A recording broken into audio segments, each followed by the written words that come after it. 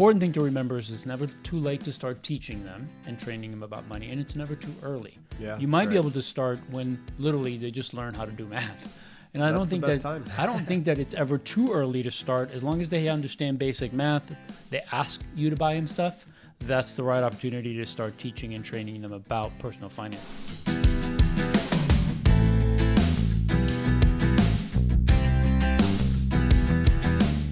Welcome to Getting Money Right, a show dedicated to helping you achieve financial freedom through education and inspiration so that you can be free to pursue your true life's purpose. We're your hosts, David Thompson and Leo Sabo, and in this episode of Getting Money Right, we're actually going to answer a listener question.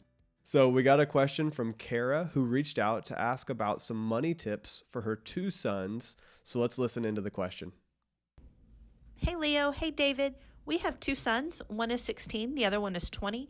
We would love to know what some of your best advices or your best tips are to help young adults or teenagers get started out on a healthy financial path. Can you fill us in?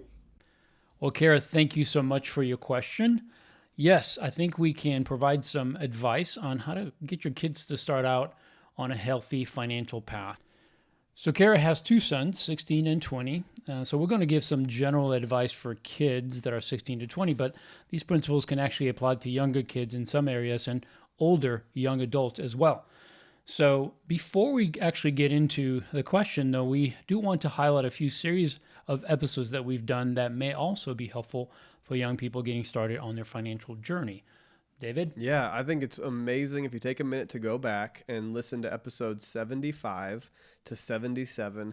And in that, we did a bunch of really great money tips for recent college graduates. Right. So with your 20-year-old and really anything over the age of 20, this is going to become really relevant because we're hitting people that have recently graduated from high school and recently graduated from college. Mm-hmm. And so episodes 75 to 77, also right after that, we went straight into dealing with debt and student loans for students coming out of college. And so that was episodes 78 through 80. So episode 75 to 80 was really good for this age range. And then I think another thing to look at would be episode 61 to 63, where we talked about dating and pre-marriage and then marriage and money.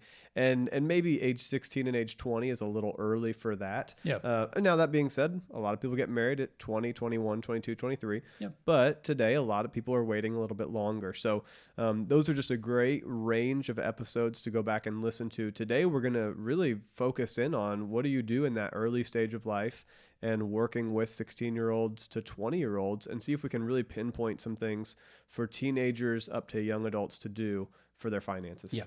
But before we dive into that, just one thing that we wanted to communicate is that wherever you're starting to train up your kids about money, it might be 16 to 20, it might be earlier. The important thing to remember is it's never too late to start teaching them and training them about money, and it's never too early. Yeah, you might be able to start when literally they just learn how to do math. And I don't think that it's ever too early to start. As long as they understand basic math, they ask you to buy them stuff, that's the right opportunity to start teaching and training them about personal finance. So it's important to tailor your financial education based on the level of understanding that they have, but it's also important to be intentional about it. If you're not intentional, it's not going to happen. When Natalie and I first started training our kids, they were only 5 and 7.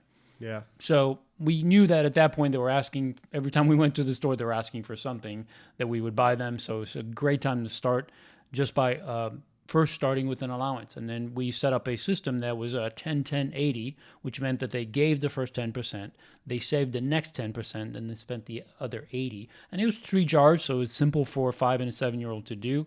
It was based on an allowance they received based on age. And then, of course, as they moved into middle school and high school, we encouraged them to increase their savings. So it went from 10% to 20, 30, 40% because they were looking ahead at that first car purchase, or maybe if they wanted things like designer clothing, something that we weren't necessarily going to buy for them, or even other things as they were looking to the future. We wanted to make sure that they were preparing for it. Yeah, and that's where you get into that middle school, high school range where it's really time to start saving for some short-term and long-term goals. Mm-hmm. And I think that's what we want to highlight a lot today is that, when you get to that age 16 and the allowance stops rolling in, or maybe I know a lot of parents will do a commission for their kids with chores and grades.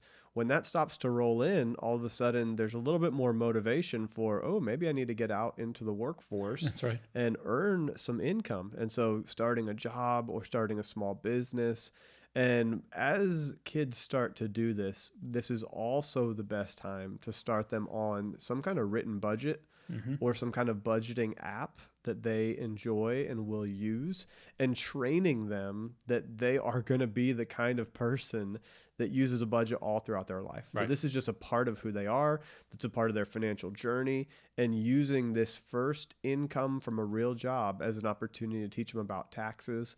And as they get income, to look at their paycheck with them and say, okay, what is Social Security and what is FICA? You know, what are these things that are being pulled out of your income? And where's it going? What's it going to be for you in the future? What is your federal income and withholding that's being taken out just for your natural federal income taxes? Right. So this is the time. And I think that at that age of 16 to 20, getting a job is probably one of the greatest things that you can do. I cannot highlight it enough, because it begins to teach you basic skills in society. Why we say please and thank you, how to interact with adults in an exchange of goods and services. Right. If you're a waiter and you're learning how to serve someone, your tips are directly tied to how well you serve someone. Yep. If you're a cashier, you're going to learn how to interact with people that are having a good day and people who are having a bad day. That's right. That's right. And if you get it with a good company, I mean, Starbucks was really well known for this for a long time, is they trained their employees very simple tips for how to deal with irate customers that were frustrated about a missed order. And they taught their employees these skills, and those employees would go on to be very successful in other careers because they learned to stop, to breathe for a moment when they're being yelled at, and then how to communicate with kindness, with gentleness, and to quickly and effectively address the issue. So there's a lot that you can parent, but actually putting a child into a job. And if they're not ready to do a job, and I mean, honestly, I actually had a friend that was a good friend, and I tried to get him to hire somebody that I knew that was 16, 17 years old. And my friend was the manager at this place. And I said, hey, will you hire this guy? He's like, no, I'm not going to hire him. And I'm like, no, I mean, he just needs a starter job, help him. He just wants to be a barista. He just wants to help make coffee. He just wants to do this. He's like, no, I'm not going to hire him because he doesn't have the basic social skills needed for this role. Right. And really, I wanted him to get those social skills in that role. Yeah. Well, maybe you're not there yet. Maybe it's time to go volunteer and find somewhere inside of your church or your local community center or down at the city hall where you can begin to volunteer and have your child get around adults. Maybe it's even in the school system. Get around adults, learn to interact in a really endearing and a healthy way. And that will open the doors for them to get that job. But honestly, if you can get a job at 14 years old, bagging groceries at Kroger or Walmart, or you can get a job at 16 years old, starting to wait tables or even just seat people at tables, and then begin to slowly move up, it teaches you what you will enjoy and what you won't enjoy in your working life. And it teaches you how hard it is to work at different levels in different industries. And you get all these soft skills that are so important for the rest of your life. Yeah. Plus, it teaches you about the basics of what it takes to earn money. Most of us, when we started out, it was minimum wage. So you're working a lot for very little. So it teaches you the value of money, that your time and how much you're putting in. So and it's a motivator. Yeah. I believe these entry jobs are really important for young people. In fact, I think our economy depends on having entry, low-paying jobs. Without that, most companies will not be able to survive because they need those entry-level jobs in order to pay the higher-paying jobs for those experienced people doing more responsible, higher skill type jobs. Yeah. So all those entry-level jobs are important. So it does so many good things. One, it teaches, like you said, David, interaction. It teaches you to grow up quickly, to interact with other people in all kinds of circumstances. But above that, on a personal finance basis, it actually helps you to understand the value of money. Yeah. And it teaches you how hard you work and how quickly it could go. And I think that's really important because when it's not your money, it's easy to ask mom and dad to fill up your gas tank. When you're having to work 20 hours to fill up your gas tank, it's a little bit different, right? Or whatever it is. You know what I'm saying? Yeah. Because it is it does train you up and teach you about being more responsible. And that's what personal finance is all about. Right. It's about being responsible and knowing what to do and not to do, being wise with your money and not making foolish mistakes. Yeah, if there's one tip I can give that you take away, it's find a way to get your kid working in that age 16 to 20 age range. And maybe it's not work. Maybe your kid is academically gifted and they're going to get some great scholarships. And so it's still work. They go and they tutor other students, or they engage and focus in on their academics. That's okay. But find something where they're learning to interact with adults, something where they're learning discipline, and something where they're growing as they go. It can be sports as well, but I can't highlight enough. I remember my first job, you talked about minimum wage, Leo. It was $5.15 per hour. $3.25 for this guy. There you go. And I remember working, 20, 30 hours a week, 2 weeks in a row, and I get a paycheck for $220, and that was after tax was taken out. And so you take out 30, 40 bucks in taxes. And here I am with $200 after, working 2 weeks of work. 2 weeks of work. Right. Yeah. So, there's just so much you learn there. I can't highlight it enough. So as you enter into college, though, as you're turning that 18 to 19 to 20, 22, 24, it's really important to understand that you have to continue to manage money. So as a parent, you have an opportunity while your kids are either living at home or away to college, that education continues. So you want to continue to help them to stay on a budget. If you train them up to get on a budget when they first got a job, make sure they stay on a budget while they're out there. Whether they're working a part-time job to provide for some of their other expenses, maybe you're paying for college, maybe they're partially paying for college. Another thing that Natalie and I did is that we required that our kids maintain a B or better grade point average, or 3.0 or better, because we felt like they could do it. It was not beyond their ability to do it. And we said, okay, if you're going to maintain this grade point average, we'll pay for the tuition. If you start slipping below it, you're either going to pay for the class yourself or you stop going to school, because this is not a free ride. And if you're wasting both resources and also time, that's not something we want to support. For other kids, I do want to say this. Some kids are just entrepreneurial coming out of the womb. So definitely encourage that. If you see a child that's more likely to go and sell door to door or sit at Walmart and sell cookies or whatever, then encourage that, because there's the ability for them to potentially start their own business, even like a lawn care business or whatever it is, and encourage that. They may not be your typical go to work, get a job, with benefits type of kid, and that's okay. Yeah. So definitely encourage that if you see that. And what I would recommend is, as they enter into that young adult, 18, 19, 20, that they take some kind of business classes or work for another entrepreneur, so that they begin to build some of those business skills, because they shouldn't learn everything by trial and error. And there's a lot of good information out there. They may not need a degree, but they might need some classes on maybe accounting classes, anything that would help them to run their business better. Yeah, and really connecting them with an entrepreneur that or somebody that owns a business or is in management for a business, and letting them shadow that person and learn from that person, that is so valuable. It's so helpful. They're going to learn how that entrepreneur thinks. They're going to learn the mechanics of running a business, and having the owner mentality versus the employee mentality, and the owner having all these different responsibilities, from the cost of the goods that they're going to sell, to making sure there is savings in the business in case there isn't enough sales one month, to hiring and looking at different types of employees, who they want to hire. It changes your perspective. As you watch an owner manage a business, you think, oh, well, I want to be the kind of person that would get hired here. I want to impress the owner of my future company, instead of just be a drag on the company or come in and do the minimum amount of work possible to get by. So if you have an entrepreneurial child, I cannot stress it enough. Find somebody that that is doing well, either in business or in any kind of corporate setting, and ask if your child can shadow them for a while and learn.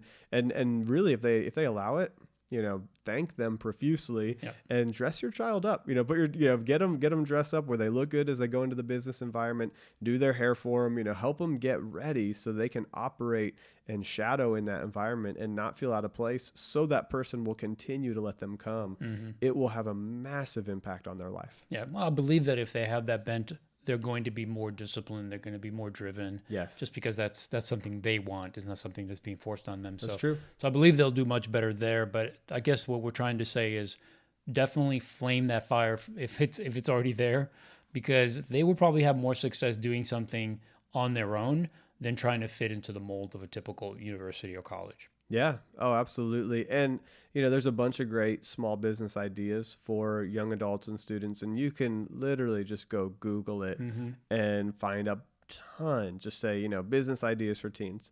But today, teenagers are so social media and graphic design acute, or have the acumen in this area, Yeah. that as they go through, um, they may be able to help a bigger business do social media or small graphic design projects just based on what they naturally do every day. I mean, Yeah. that child just being on Instagram, being on Facebook, being Yep. on whatever the latest platform is, and creating small videos on TikTok or YouTube, that may be something that a small business can use. Yeah, And absolutely. so social media, selling stuff on Etsy is so inexpensive and easy to do. Mm. Babysitting is an age old, income for kids all across the country. Lawn care, of course. And you can grow a lawn care business and do that while you're in college.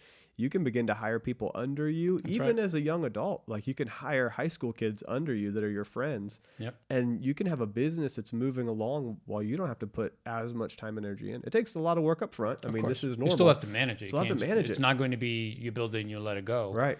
But there's a lot of ways to do this. And so I won't run through that list, but I can just tell you that this is something that if you have a child that's motivated, it is going to teach them some really cool lessons. Mm. And so if I your agree. child is 16 to 20, even if maybe they're not very interested in entrepreneurialism, maybe even just helping them think through a small business idea and put it on paper forces them to think differently. So I Mhm. would definitely include that even in just their education, even if they're in public school and that's not part of their education, make it part of their homeschool. Like, Right. hey, on the weekend, we're going to build out a little business plan. You don't have to enact the business plan, but you have to think through, what would it take? How many hours would it take? What kind of equipment would you need? And what would it look to hire somebody to do this? Just to think through those ideas is so helpful inside of personal finances. Yeah, because it is about making money. And what motivates these young kids to make money? Well, whatever that motivation is, you Yeah. have to harness it and figure out, okay, what's the best way that can help them to make money, to begin their personal financial life, but at the same time, to make sure that you're fostering more than just making money, that you're actually building the individual, whether that's an entrepreneur or whether that's a specialist in some area.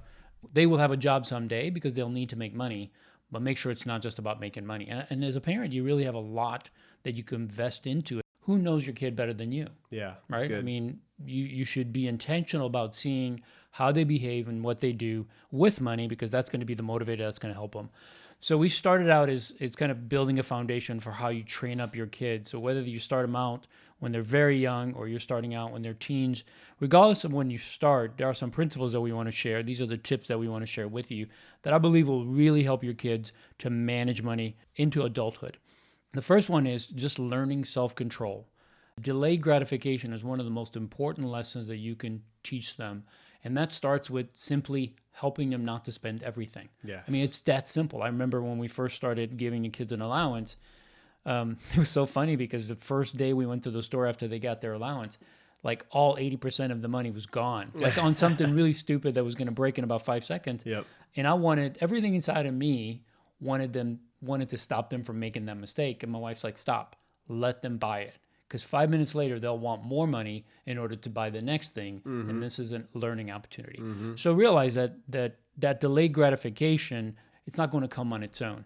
It's something that you have to train them up. Yeah, learning that willpower young and teaching them that you're always going to be saving at least 15%, or you're always going to be investing at least 15%. Yeah. Teaching them that early, and the 10-10-80 principle is phenomenal. Start with 10% that you're giving away, start with 10% that you're saving, and then live on 80.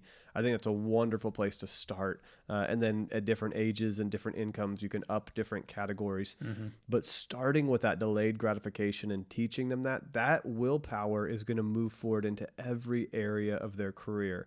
Learning to stay a little bit later at work and just work an extra 20-30 minutes, and they're going to excel beyond their peers. Learning to study just a little bit more, learning to save just a little bit more. Just that little bit compounds over time, whether it's extra hard work, extra study, or just extra reps in whatever you're doing. Yeah. Whatever your new skill set is you do just a few more than the average person. So that willpower that you build, that delayed gratification that you build at this age, is going to serve that child for years and years to come. Oh, We yeah. can't emphasize it enough. And it's also about the peer pressure that all these kids will fall under. It's allowing themselves to create the standard they want to live rather than allowing someone else to drive that. So, make sure that your children are not driven by peer pressure. Address those issues, because when they see their kids driving a certain thing or wearing certain thing or playing certain games, they'll want to have the same thing and they'll want to match that. And you have an opportunity now as a parent to say, hey, you can have those things if you want them. Here's what it's going to take. This is the kind of work it's going to take. This kind of discipline it's going to take. Because there's nothing wrong potentially with getting that, but it's not just here you go. Right. It's, Right. do you really want it? How bad do you want it? Do you want to work 20 hours to have that? Yeah, absolutely. And now you give them the choice, and they'll begin to understand hard work, whether what they want in the moment is really worth jumping into or whether it's waiting and saving for. As David said, this is something that's going to serve them for the rest of their lives. Yep. So that principle number 1 was just learning self-control and delayed gratification. Principle number 2 is probably my favorite, is to learn about personal finances. Yep. This is something that every young adult should do. They should be learning about personal finances. Not enough public school systems do this. So you've got to do it at home. You've got to do it as a parent. That may mean having them read a book on personal finance. Probably the number 1 piece of advice that could ever be given is that your child listen to a few episodes of Getting Money Right. Yes. I mean, if a good child, a grade A student, is going to fall asleep every night listening to Getting Money Right. Wow, we're pushing it. Okay, maybe that's a little much. But seriously, go in and find 2 to 3 episodes from this podcast that your child would be interested to listen to. And maybe it's buying a used car. Maybe it has to do with investing. Maybe they're interested in the stock market. Great. We've got great series on investing. And I would say one that you should pretty much just assign to them is something on budgeting and maybe not debt reduction, because at that age, they're not thinking of debt. Yeah.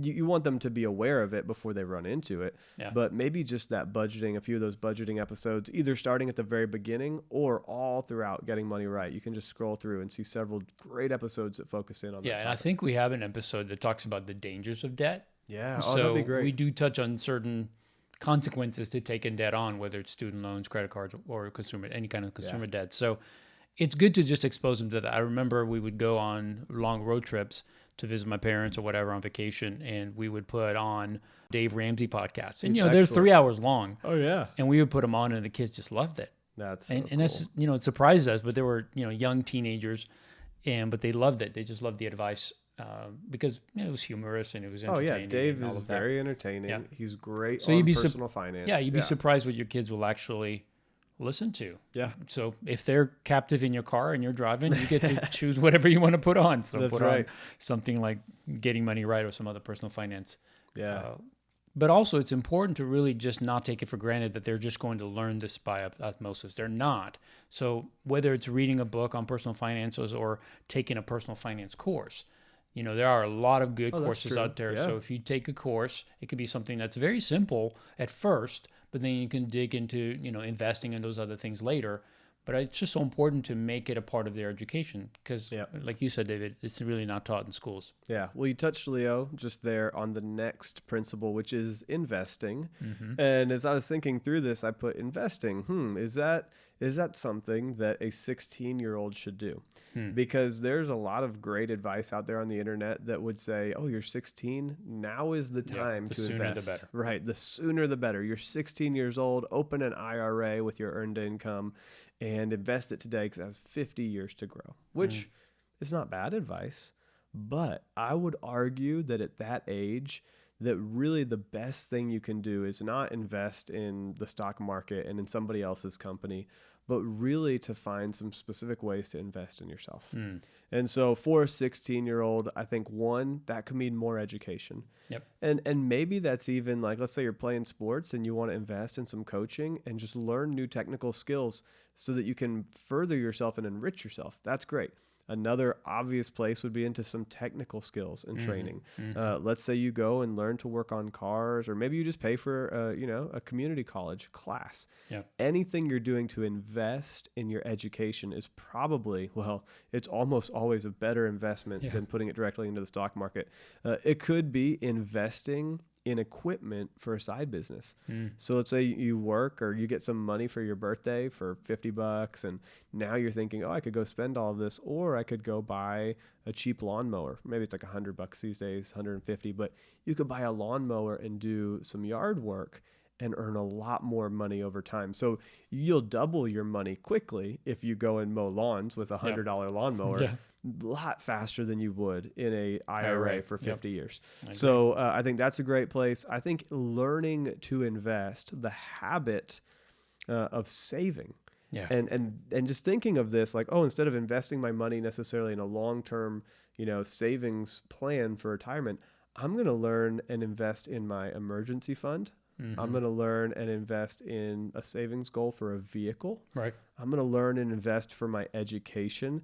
And if you have that emergency fund in place, what you're actually investing in is a habit for your entire life. Yeah. At age 16, 17, 18, 19, 20, if you learn to build an emergency fund and set money aside from every paycheck, that habit will follow you. Yeah. And it's a better investment at that age to do that than the investing long-term into the stock market.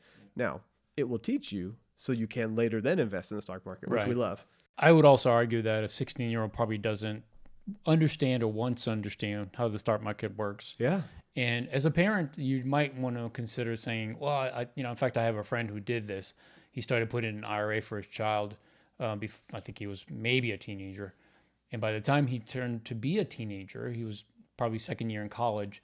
He had probably over $70,000, $80,000 into an IRA. That's amazing. And that's great, but he really didn't have any contribution to it. His dad was just kind of doing it for him, managing for him. And I guess my question for him was, what is he getting out of it? Like, I know the money's there for him, but is he learning the skills, or is this something you're doing for him? And what you're saying is it's better for them to invest in themselves. Now, as a parent, if you want to invest that money and save it for them, that's fine. Yeah. But I think you're going to have much more traction in helping them get involved in something that'll help them in the short term, that'll build them up and train them up in the short term, so that the long-term perspective will be much better for them. They'll be equipped to be able to do those things in the future. Yeah, and they'll have the mindset to do it. Yeah. So when I talk about investing here, realize that investing in the emergency fund, in transportation, because if you have a car at that age, you can actually drive to a job, potentially earn more money, investing in a small business idea or education. Even if your small business idea fails, you actually learn more from trying, from growing it, from making mistakes. You learn more there than that money would be worth in an IRA for the next 50 years. So I highly recommend that. Okay. Now we're on to kind of one of my personal life, drums that I beat. So you've probably heard me talk about this a little bit on this podcast already. But when you are 16 years old, all the way to age probably 19 or even 20, you have got to be, but especially age 16, 17, 18, researching the college that you're going to go to. If you're going to go to college. If you're going to go to college. You got to make it a full-time job. Yeah. And let's say you're not going to go to college. Well, you better be researching the career that you're going to be in and the technical skills you're going to need to get there. Right. Because it is very possible to make it through life and do incredible things without going to college. But when you're 16, 17, 18, the best thing you can be doing financially, even beyond earning $5 an hour like I was, at a job, although the job so important. Even beyond that, though, the amount of money that you can save by just doing a little bit of research on college is it's incredible, huge. So here's just 4 tips for you. 1, you can take dual credit classes in your high school. Most public schools have dual credit classes. A lot of homeschool associations have a connection to the local community college, and you can get dual credit for your courses in high school, and that saves you thousands of dollars. Yeah. Thousands of dollars. Like that's like working all summer at a $5 an hour job. You may have just saved by doing dual credit classes. Yep. That's incredible. The next thing is to determine the best college for your personal financial situation. Now, if your parents have set aside an IRA for you and they've got 70 or 80 grand set aside for you to go to college where you want to go to college, that's great. Yeah. It opens up some opportunities, and I'm not opposed to going to a 4-year university or even a private school with some scholarships. I mean, I really can't imagine private school without scholarships. But if you have the scholarships in place, you have some money from your parents or a grandparent, going to a full-on 4-year college experience is not bad at all. It's great. But let's say you don't have that and you're really starting from scratch. Your parents don't have a lot of money to invest in this. You've only been working at minimum wage type jobs, so you don't have a lot of money to invest. At age 16, 17, and 18, the best thing you can do is discover your local community college. So here, where we live, Leo, we live in Tarrant County, and there is Tarrant County College. Right. And we talked about this actually in our taxes episode on property taxes, and how a little bit of our paycheck or a little bit of our home taxes every month, every year, goes to the local community college. Right. Well, that means that if a student is going to the local community college, it's being paid for by all the homeowners in the area. Yep. So the actual cost per hour at Tarrant County College today, if you live in the county, is only $64 per credit hour. Now, if you multiply that out times 3 hours in a class, that's about $200 per class. Yep. You take 4 or 5 classes, that's about $1,000 of tuition for a whole semester. Yeah. That's super cheap. That's unbelievable. Yep. That's unbelievable. Yep. That means that over the course of a year, you may pay like maybe $7,000 a year. Yeah. That's when you add in all the fees and parking and stuff like that. Yeah. All costs. You can pay for college, every year at $7,000 by living locally, eating at home, and working. You can pay as you go. That's so easy to do. Yep. I mean, it's not easy, but it's very doable. Yeah. So $7,000 per year. You look over at the University of North Texas, which is a great university. It's where my wife went to school. $284 per credit hour. Yeah. And then so you multiply that out, that's about $4,000 a semester, which is about 4 times more expensive. But then you add in living on campus, food costs. UNT says on their website the average annual cost for a student that lives in the state is about $25,000. Wow. So you're looking at $7,000 versus $25,000. And if you jump over to SMU, my alma mater, I spent 2 years there for business school. Today, it's about $71,000 per year. That's insane. Now, I also Sorry, claim... it's crazy. Oh, it's crazy. I also claim Tarrant County as my alma mater because I went to Tarrant County Community College for 2 years. Yeah. Now they don't call it community college. They just call it Tarrant County College. It's much fancier now. but I got my 2 Still years cheap, though. there. Still cheap. So cheap. So you're looking at $7,000 a year versus $25,000 a year versus $70,000 a year. It's a no-brainer. If you invest the time as a 16-year-old to learn about your local community college, get some dual credit, and get enrolled, you could, just from a local university, you save about $18,000 a year. $18,000 is more than most kids are going to earn through a summer job, through an annual job. Oh, yeah. Just learning to make this decision well will have a huge impact on your financial path. Yeah. And this is especially important if your parents didn't set aside $60,000, $70,000, $80,000 for you to go to school. Absolutely. Would you rather work a part-time job and take 5 or 6 years to finish that 4-year degree, or would you rather do it in 4? And this is part of what we're saying is if you start at 16, 17, 18 and start looking at and researching and applying, then you can do it. You can get that 4-year degree a lot of times for way less than what most people think. But yes, it requires work. It requires some research. It requires you potentially taking those dual credit classes so that you can enter college as a sophomore rather than as a freshman. Amazing. I mean, knock off 1 year off of school. Even if you went to the UNT at $25,000 instead of paying $100, you're paying $75. That's so it's a big difference. It's a big huge difference. Yep.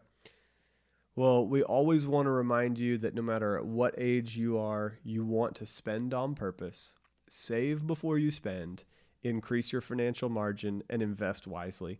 Now, at every age, that's going to look a little bit different, but for age 16 to age 20, spending on purpose with a budgeting app or tool, saving before you spend actually is an investment. Increasing your financial margin means even those kids need to have that emergency fund in place because unexpected expenses are going to come up. And then finally, invest wisely. We talked about investing into a side business, into your education, and into your emergency fund. So those 4 rules are going to apply no matter what stage of life you're in. Right. They're 4 financial steps to purposeful living. You're going to hear it here on Getting Money Right all the time. Spend on purpose, save before you spend, increase your financial margin, and invest wisely. Well, thank you so much for joining us for this episode. And Kara, again, thank you for your question. Hopefully the answer helped you and our listeners as well. If you enjoyed this episode, please rate, review, and subscribe to this podcast, either on your Apple or Android app.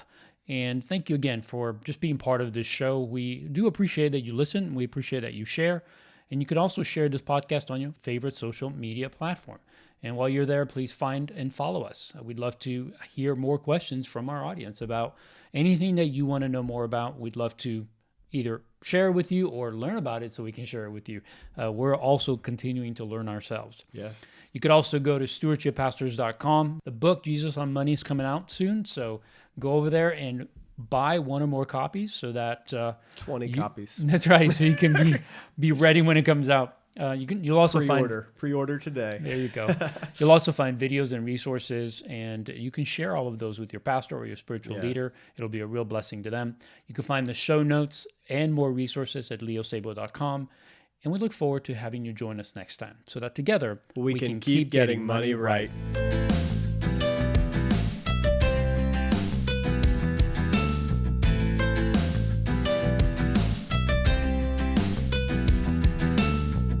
A no-brainer. If you invest the time as a 16-year-old to learn about your local community college, get some dual credit, and get enrolled, you could, just from a local university, you save about $18,000 a year. $18,000 is more than most kids are going to earn through a summer job, through an annual job. Oh, yeah. Just learning to make this decision well will have a huge impact on your financial path.